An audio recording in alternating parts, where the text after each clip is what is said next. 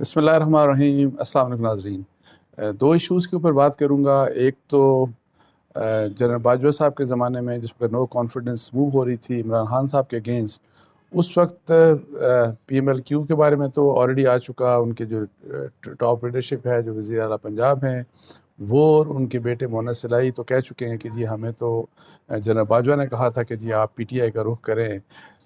لیکن اس کے ساتھ ساتھ میری اطلاعات یہ بھی ہیں کہ ایم کیو ایم کو بھی کہا گیا تھا، ایم کیو ایم نے بھی اپروچ کیا تھا جنرل باجوہ کو، اور فروغ نسیم صاحب نے بلکہ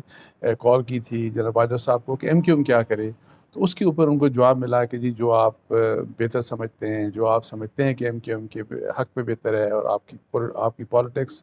یا آپ کے لیے بہتر ہے، آپ وہی کریں۔ ان کو مطلب ہے کہ اس قسم کی کوئی بات نہیں کی گئی تھی۔ لیکن میں آپ کو پہلے بتا چکا ہوں کہ آلدو وزیر اعلیٰ پنجاب نے یہ بات کی اور ان کے ساتھ ساتھ مونس سلائی نے بھی یہ بات کی، لیکن جو سورسز ہیں، جو آلدو اس کا کوئی کنٹرڈکشن نہیں آیا جناب باجوہ کی طرف سے، لیکن جو ان کی قریبی ذرائع ہیں ان کا یہ کہنا ہے کہ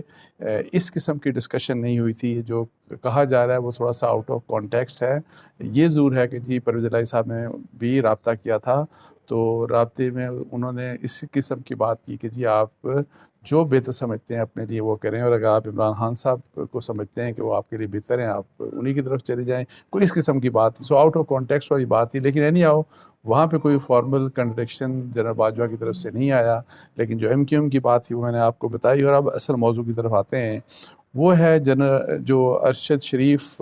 مرڈر کیس ہے، اس کی جو فیکٹ فائنڈنگ رپورٹ ہے اس کے اوپر میں بات کروں گا۔ اور وہ میں نے رپورٹ میں نے اس کو پڑھا، اور اس میں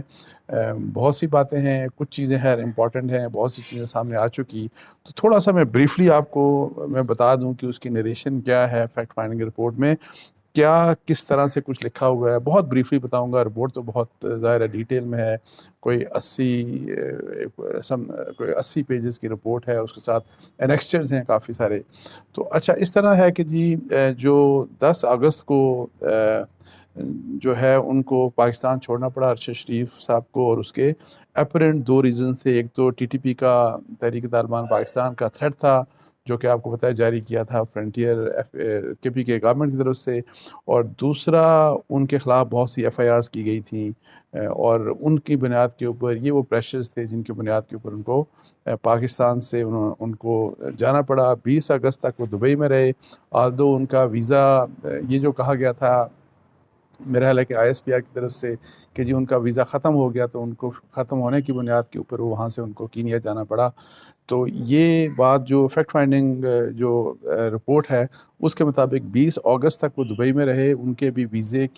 ویزا بھی ختم نہیں ہوا تھا، لیکن ان کو دبئی چھوڑنا پڑا۔ بظاہر یہ ہے کہ جی جو دبئی کی جو اتھارٹیز تھی ان کے کہنے کے اوپر ان کو وہاں سے دبئی کو چھوڑنا پڑا، اور پھر وہ نیروبی مطلب ہے کہ وہاں چلے گئے کینیا، اور اس کے لیے جو ہے وقار جو تھا وہاں پہ، وقار اور خرم جو بھائی ہیں دو، آپ کو پتہ ہے کہ وہ وہاں پہ انہوں نے ان کو تقریباً 2 ماہ 3 دن اپنے پاس رکھا۔ اور 23 اکتوبر کو ظاہر ہے یہ جو انسیڈنٹ ہوا تھا، یہ جو سانحہ ہوا تھا، اور اس میں اس کے مطابق وہ جو بھی کہانی ہے کہ جی ایک گاڑی چوری ہوئی، یہ ان کا ویو مطلب ہے کہ جی کہ مسٹیکن آئیڈینٹی والا کیس تھا اس طرح کی۔ لیکن ان کا یہ کہنا ہے کہ فیکٹ فائنڈنگ جو رپورٹ ہے، جو ایف آئی اے کے لوگ گئے تھے وہاں پہ، تو ان کا یہ کہنا ہے کہ جی آلدو خرم جو گاڑی چلا رہا تھا اس وقت، اس کا یہ کہنا تھا کہ جی وہ یہ سمجھا کہ یہ ڈاکوؤں نے بلاک کیا ہوا ہے، چھوٹے چھوٹے پتھر رکھے، تو اس نے وہ جیسے ہی کراس کیا تو پھر فائرنگ سٹارٹ ہو گئی، اور وہ اس کا یہ کہنا تھا کہ فائرنگ اس وقت ہوئی جب وہ گاڑی ظاہر لے کے جا رہا تھا، مطلب چلتی ہوئی گاڑی کے اوپر فائرنگ تھی۔ لیکن فیکٹ فائنڈنگ رپورٹ کے مطابق جو پاکستانی یہ جو لوگ اس کو پروو کر رہے تھے، ان کا یہ کہنا ہے کہ یہ جو فائرنگ پیٹرن تھا اس کے مطابق گولیاں یعنی چلتی گاڑیوں کے اوپر گولیاں نہیں چلائی گئی، بلکہ گاڑی رکی ہوئی تھی۔ اور یہ بھی ایک بات کہ جتنی بھی، اور اس کا کلیئر کٹ ٹارگٹ تھا وہ پیسنجر سیٹ جہاں پہ ارشد شریف بیٹھے تھے، مطلب کہ اس ٹارگٹ وہ والی سائڈ تھی. اس میں ایک اور بات جو لکھی گئی وہ یہ تھا کہ یا تو گاڑی میں بیٹھنے سے پہلے مارا گیا یا کلوز رینج سے بھی گولی ماری گئی. یہ بھی اس قسم کی بات بھی رپورٹ میں کی گئی. اور پھر یہ کہ جی خرم اور پولیس والوں کے جو بیانات تھے اور ان کے میں کافی تضادات تھے. پھر پوسٹ مارٹم رپورٹ کا ذکر کیا گیا, اس میں یہ کہ جی ٹارچر کیا گیا کہ نہیں یہ اسٹیبلش نہیں ہو سکتا جب تک کہ آپ جو کینیا کا ڈاکٹر ہے جس نے پوسٹ مارٹم کیا تھا اس کا انٹرویو نہ لیا جائے, لیکن وہ چونکہ انٹرویو کے لیے اویلیبل نہیں تھا. اچھا انہوں نے پھر رپورٹ میں پھر یہ کہا کہ جی کوئی ڈائریکٹ ایویڈنس تھریٹس کا مطلب ہے کہ نہیں تھا. جو ارشد شریف کو جو تھریٹس تھے جن تھریٹس کی بنیاد کے اوپر ان کو پاکستان چھوڑنا پڑا, انہوں نے یہ کہا کہ کوئی ڈائریکٹ ایویڈنس تھریٹس کا نہیں تھا.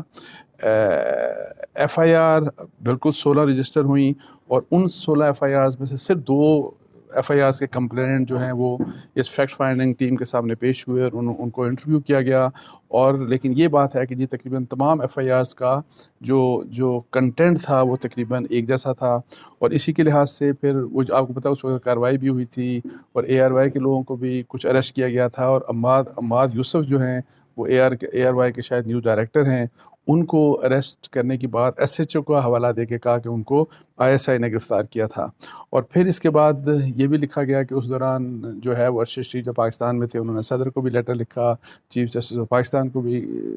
لیٹر لکھا اور اپنے لیے ان کو جو تھریٹس تھے ان کے بارے میں ان کو آگاہ کیا. اچھا اس دوران انہوں نے یہ بھی لکھا کہ جو ان کی والدہ کی ظاہر ہے انہوں نے ان سے بھی بات کی اور یہ کہا کہ جی جو والدہ ہیں ان کو کمیشن کے اوپر کوئی اعتبار, جو حکومت کا جو کمیشن تھا اس کے اوپر کوئی ٹرسٹ نہیں تھا. اور انہوں نے کہا کہ سپریم کورٹ کو انہوں نے لیٹر لکھا اور سپریم کورٹ کی چیف جسٹس صاحب کو انٹروین کرنا چاہیے. ان کو لیٹر مطلب ہے کہ وہ اس چیز کو پروو کریں تو وہ سیٹسفائی ہوں گی. اور یہ بات کہ جی ان کے مطابق ان کی والدہ کے مطابق جو ارینجمنٹس رہنے کی گئی تھی ارشد شریف کی دبئی میں وہ اے آر وائی نے ارینجمنٹس کی تھی. اچھا ارشد شریف کی جو پہلی وائف ہیں ان کے مطابق جو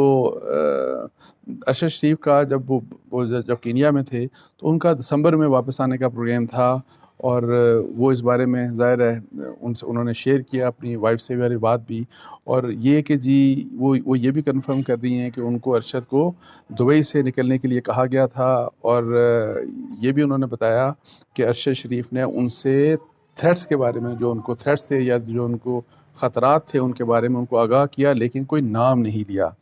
اور ارشد نے کینیا میں اپنے ہوسٹ کے بارے میں بھی کبھی بات نہیں کی کہ ان کے ہوسٹ کون ہیں, مطلب خرم وقار وغیرہ کے بارے میں وہ کہتی ہیں کہ انہوں نے کبھی میرے سے بات نہیں کی کہ جی اپنے ہوسٹ کے بارے میں ڈیٹیلز سے کبھی انہوں نے آگاہ نہیں کیا. اچھا اور لیکن وہ یہ کہتی ہیں کہ جب وہ پاکستان میں تھے تو انہوں نے سب کو خط لکھا لیکن انفارچونیٹلی کوئی ایکشن نہیں لیا گیا. جو ان کی دوسری بیوی ہیں انہوں نے یہ کہا کہ جی ارشد جو تھے ارشد شریف انہوں نے مطلب ہے کہ جب وہ پاکستان میں تھے تو انہوں نے ان سے بھی اپنے جو ان کو تھریٹس تھے جس قسم کے ان کے بارے میں ان کو آگاہ کیا. اور ارشد نے نام نہیں لیا بقول اس رپورٹ کے. ان کی جو سیکنڈ وائف ہے انہوں نے بھی یہ کہا کہ ارشد نے اسپیسیفک نامز نہیں لیے کوئی کہ جی کس سے تھریٹ ہے, لیکن انہوں نے پاورفل کوارٹرز کا حوالہ دیا. اس رپورٹ میں ان کی سیکنڈ وائف کی طرف سے جو حوالہ دیا گیا وہ پاورفل کوارٹرز کا تھا. اچھا اسی طرح سے ان کے وکیل ہیں, جو وکیل تھے شعیب رزاق جو کہ ظاہر ہے ان کے دوست بھی تھے ارشد شریف کے, ان سے جب بات ہوئی تو انہوں نے ایک بندے کا نام لیا. انہوں نے یہ کہا کہ آئی ایس پی آر کے ایک بریگیڈیئر صاحب ہیں ان کے جن سے پہلے بہت اچھی دوستی تھی ارشد شریف کی, اور بعد میں جب گورنمنٹ چینج ہوئی نو کانفیڈنس کے بعد تو پھر تعلقات ان کے خراب ہو گئے. تو انہوں نے کہا کہ وہ جو بریگیڈیئر صاحب ہیں آئی ایس پی آر کے, ان بریگیڈیئر صاحب کے کہنے کے اوپر کچھ ایف آئی آرز ہوئی ہیں اور وہ جو ان کے اچھے تعلقات تھے وہ ظاہر خراب ہو گئے. اور پھر اس کے بعد انہوں نے کہا کہ جی یہ بھی کہا کہ لیفٹیننٹ جنرل جو آصف غفور ہیں جو کور کمانڈر ہیں ان سے بھی ان کے بڑے قریبی تعلقات تھے ارشد شریف کے. پھر یہ کہ جی انہوں نے یہ بھی کہا کہ یو اے ای کے افسر نے مطلب یہ کنفرم کیا کہ دبئی سے ارشد شریف کو ان کے اوپر دباؤ ڈالا گیا کہ آپ یہ ملک چھوڑ دیں. انہوں نے سے ایک اور جو چیز بتائی شعیب رزاق نے, ان کا یہ کہنا تھا کہ ارشد شریف کا جو لیپ ٹاپ ہے وہ مراد سعید یا ڈاکٹر شیریں مزاری صاحبہ کو پتہ ہوگا کہ وہ لیپ ٹاپ کہاں پہ ہے. انہوں نے یہ بات ایک امپورٹنٹ بتائی. اچھا پھر آگے ان کے جو پروڈیوسر تھے عدیل راجہ، ان سے بھی بات ہوئی، اور عدیل راجہ نے جو بات کی وہ بھی جو ان سے بات ہوئی تو انہوں نے بھی تھریٹس کا کنفرم کیا کہ ان کو تھریٹس تھی، لیکن ایز سچ کوئی نام نہیں لیا. کاشف عباسی کا بھی انٹرویو کیا اس فیکٹ فائنڈنگ ٹیم نے، انہوں نے بھی کوئی ایز سچ نام نہیں لیا. پھر جو امپورٹنٹ جو انٹرویو تھے وہ وقار احمد، جو آپ کو پتہ ہے وقار احمد جو کینیا میں جن کے پاس جا کے ٹھہرے تھے اور جن کے بھائی خرم جو گاڑی چلا رہے تھے، تو وقار احمد کا جو انٹرویو تھا اس میں انہوں نے کہا کہ جی طارق وسیع جو اے آر وائی کے ساتھ جو ایسوسیٹڈ ہیں اور جو سلمان ہیں ان کے قریب ہیں، جو اے آر وائی کے مالک ہیں، تو ان کی درخواست کے اوپر جو ہے یہ ہے کہ جی ان کو ہم نے انویٹیشن لیٹر بھیجا تاکہ وہ وہاں پہ آ سکیں. اور سلمان اقبال کے برادر ان لا ہیں محبوب، انہوں نے بھی فیسیلیٹیشن کی اس بارے میں. اچھا ان کا یہ وقار احمد کا یہ کہنا تھا کہ جی وہ اتنے زیادہ مکس نہیں ہوتے تھے، مطلب ہے کہ ارشد شریف جس دوران وہاں پہ رہے وہ زیادہ تر وہ مطلب ہے کہ لوگوں میں زیادہ گھلتے ملتے نہیں تھے. لیکن انہوں نے ایک بات کی کہ ارشد شریف کو پاکستان کی لا انفورسنگ ایجنسیز کے بارے میں وہ خوف زدہ تھے. اچھا واردات والے دن کی وہ حوالہ دیتے ہوئے انہوں نے کہا کہ جی جب خرم نے ان کو فون کیا اور انہوں نے کہا کہ گاڑی میں فائرنگ ہو گئی، کہا جی کہ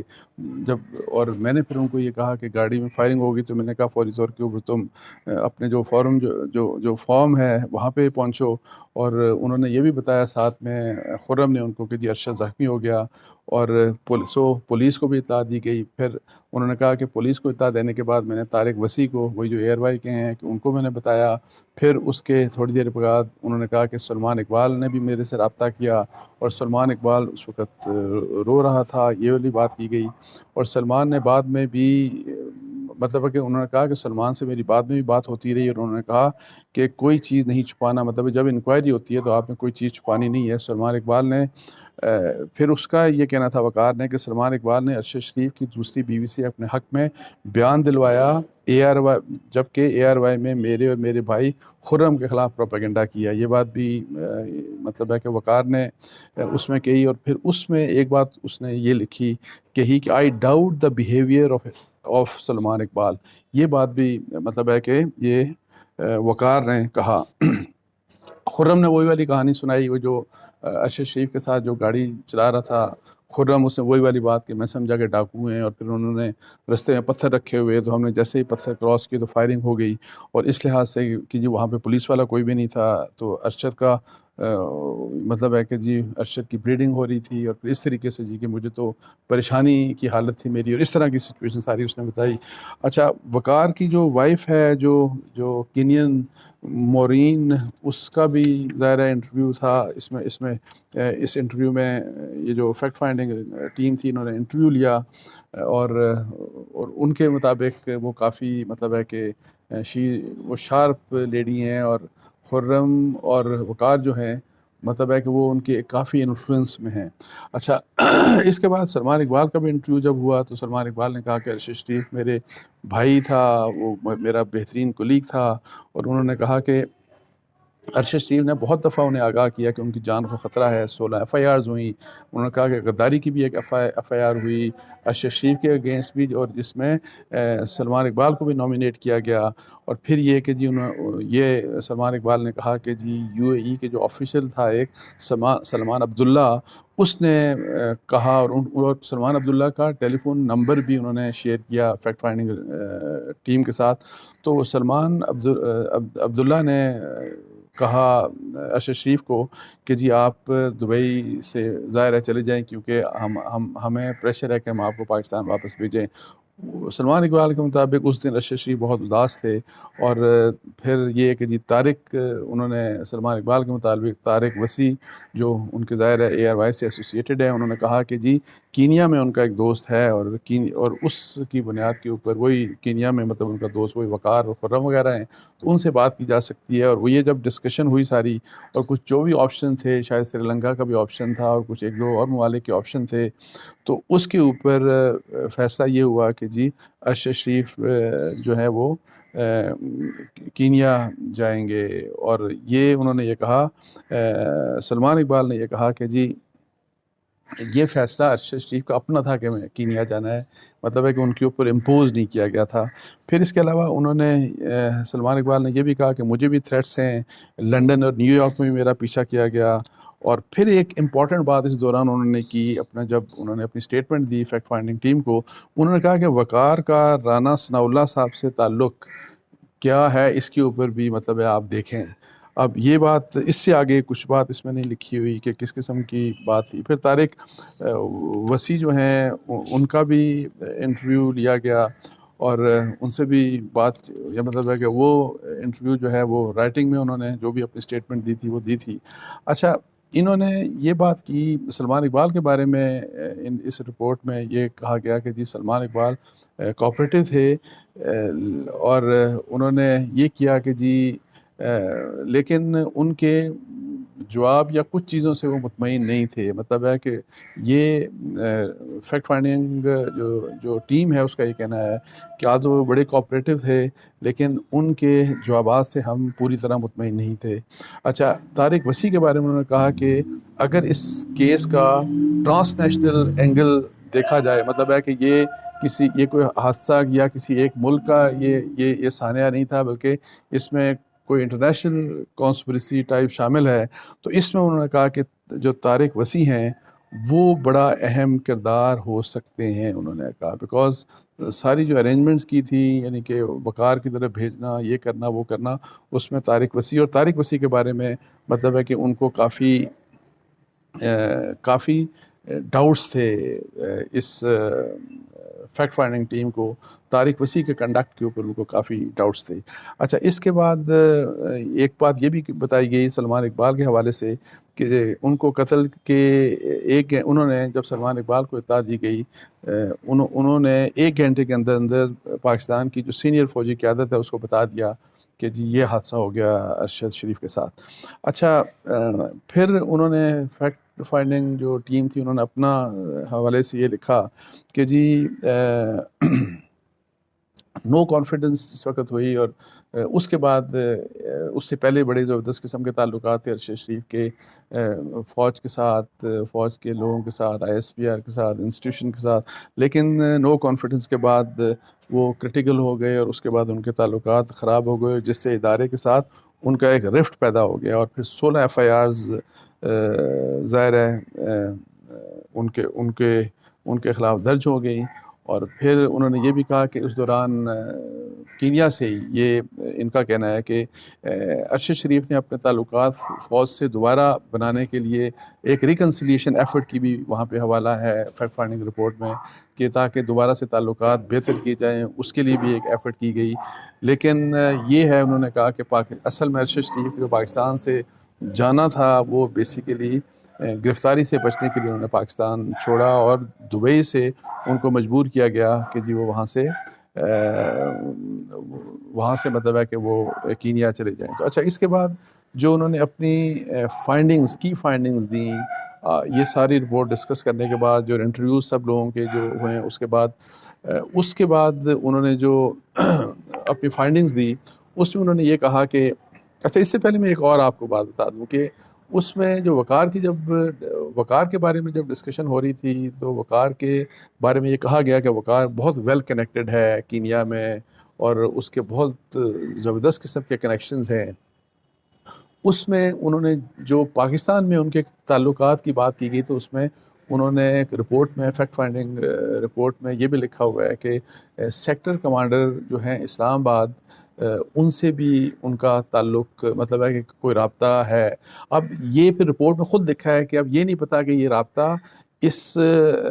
حادثے کے بعد کا رابطہ ہے یا اس حادثے کے پہلے کا رابطہ ہے، لیکن یہ ایک امپورٹنٹ بات ہے جو کہ ظاہر ہے ان کو ڈٹرمن کرنی چاہیے تھی، جو کہ مجھے نہیں سمجھ آئی کہ کیوں نہیں ڈٹرمن کی، بیکاز یہ وہ چیز ہے جس کو کلیریفائی کرنا لازمی تھا کہ رابطہ پہلے کا تھا یا رابطہ بعد کا تھا. لیکن اینی ہاؤ انہوں نے کچھ اور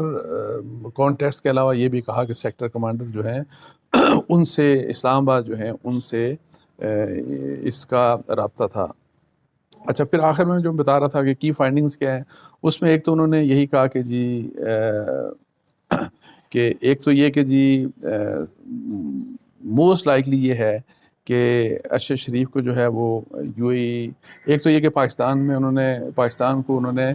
اس لیے پاکستان سے ان کو جانا پڑا کیونکہ ان کے خلاف کرمنل کیسز بہت سی جگہ پاکستان میں different F I R register ہو چکی تھی، اور اس پریشر میں وہ پاکستان سے گئے. پھر انہوں نے یہ بھی کہا کہ موسٹ لائکلی یہ ہے کہ ان کو کمپیل کیا گیا تھا، کہ ان کو مجبور کیا گیا تھا کہ وہ یو اے اتھارٹیز کو چھوڑیں. پھر انہوں نے یہ کہا کہ جو وہاں پہ جو اتھارٹیز تھیں یا جو پولیس کی جو اسپیشل ٹیم تھی جنہوں نے وہ جو آپریشن کیا یا جنہوں نے اس وقت فائرنگ کی تھی ارشد شریف کی گاڑی کے اوپر، جس میں ارشد شریف ظاہر ہے ان کو قتل کیا گیا، اس کا انہوں نے یہ کہا کہ جی پاسبلٹی یہ ہے کہ ان کے اوپر انفلوئنس تھا یا ان کو کوئی ان کی کمپلشن تھی کہ انہوں نے یہ کیا، یا ان کو پیسہ دیا گیا یا انہوں نے پیسے کی خاطر یہ کیا. اچھا، پھر انہوں نے یہ بھی کہا کہ جی وہی والی بات کہ وقار کی جو ہے وہ بہت زیادہ ان کے کینیا کے جو اندر جو ان کی نیشنل انٹیلیجنس سروس ہے اور پھر انٹرنیشنل جو انٹیلیجنس ایجنسیز ہیں اور پولیس ہے ان کے ساتھ اس کے بہت تعلقات ہیں، اور یہ ہو سکتا ہے کہ یہ کوئی یہ لنکیج کی لحاظ سے کہ شاید یہ سارا کوئی لنکیج بھی ہو سکتا ہے. اور پھر یہ کہ جو نریشن تھی یا جو کہانی خرم نے بیان کی اس سے وہ بالکل بھی مطمئن نہیں تھی یہ ٹیم کہ جی اس کا کوئی مطلب ہے کہ اس چیز سے آپ جو ہے وہ ٹیم، یہ جو فیکٹ فائنڈنگ ٹیم تھی یہ بالکل بھی مطمئن نہیں تھی. اچھا، اس کے علاوہ وہ جو انیشیل کینین پولیس کا جو ویو پوائنٹ تھا کہ مسٹیکن آئیڈینٹی کا کیس تھا، وہ کہتی ہے پورا اٹ از فل آف کنٹرڈکشنز، اس میں تضادات ہیں، اور وہ اگر آپ پورا پڑھیں یا وہ جو کہتے ہیں تو اس میں اس چیز کو آپ بلیو ہی نہیں کر سکتے. اچھا، پوسٹ مارٹم رپورٹ کے حوالے سے انہوں نے کہا کہ ان کے ناخن کے ظاہر ہے کہ جی وہ اترے ہوئے تھے، تو انہوں نے کہا کہ وہ یہ چیز کینیا کی جو پوسٹ مارٹم رپورٹ ہے اس میں بھی لکھی ہوئی تھی، تو یہ چیز ایسرٹن نہیں ہوتی، کوئی کنکریٹ ایویڈنس ابھی اویلیبل نہیں ہے کہ ارشد شریف کے اوپر ٹارچر ہوا تھا، ان کے قتل سے پہلے ان کے اوپر ٹارچر ہوا تھا. اور انہوں نے پھر یہ کہا کہ یہ ایک بین الاقوامی مطلب ہے کہ یہ قتل کے پیچھے ایک سے زیادہ ممالک کا رول ہو سکتا ہے، اس میں کینیا، دبئی اور پاکستان میں موجود جو بھی کریکٹرز ہیں وہ رول آؤٹ نہیں کیا جا سکتا کہ ان تین ممالک کے جو ہیں وہ لوگ آپس میں جن کا آپس میں کوئی کنیکشن تھا، لنک تھا، اور یہ اس طرح سے ہوا. سو اینی ہاؤ یہ چیزیں وہ ہیں جو اس رپورٹ کی میں نے آپ کو بتا دیا کہ مین پوائنٹس کیا تھے. اور اس حوالے سے ظاہر ہے اب سپریم کورٹ آف پاکستان نے ایک نئی جی آئی ٹی بنانے کی بات کر دی. یہ فیکٹ فائنڈنگ رپورٹ تھی، اب ایک انویسٹیگیشن ہوگی اور اب دیکھتے ہیں کہ اس میں کیا نکلتا ہے. لیکن اس رپورٹ میں جو چیزیں، جو کویشچنز ریز ہوتے ہیں، جو امپورٹنٹ کویشچنز، وہ میں نے آپ کو بتا دیے. انہوں نے کچھ کریکٹرز کے بارے میں کچھ کویشچن مارکس ریز کیے، کچھ لوگوں کے بارے میں جو کویشچنز مطلب ہے کہ ایک کلیریفائی کرنے کے لیے فیکٹ فائنڈنگ ٹیم کو مزید کویشچنز کرنے چاہیے تھے، وہ مجھے نہ معلوم کہ کیوں نہیں کیے. اینی ہاؤ یہ اب جے آئی ٹی جو بنے گی وہ اب انویسٹیگیشن کر کے دیکھے گی کہ واقعی کہ یہ انسیڈنٹ کیا ہوا، اور واقعی یہ ایک حادثہ تھا یا یہ کوئی سازش تھی، اور سازش تھی تو یہ کتنی بڑی سازش تھی، اس سازش کے پیچھے کون تھا. یہ چیزیں ابھی مطلب ہے کہ یہ جب تک کہ کوئی کنکلوڈ نہیں کرتا، یہ گیس کے اوپر نہیں ہو سکتا، موسٹ لائکلی کر کے نہیں ہو سکتا. یہ پیور انویسٹیگیشن مطلب ہے کہ ڈاٹس کو آپس میں ملانا پڑے گا، جتنے بھی لنکس ہیں ان کو آپس میں ملا کے تو کچھ کنکلوڈ کرنا پڑے گا. اندازوں کے مطابق یہ چیزیں نہیں ہو سکتی. اس کے ساتھ مجھے اجازت دیجیے. جزاک اللہ. السلام علیکم ورحمۃ اللہ.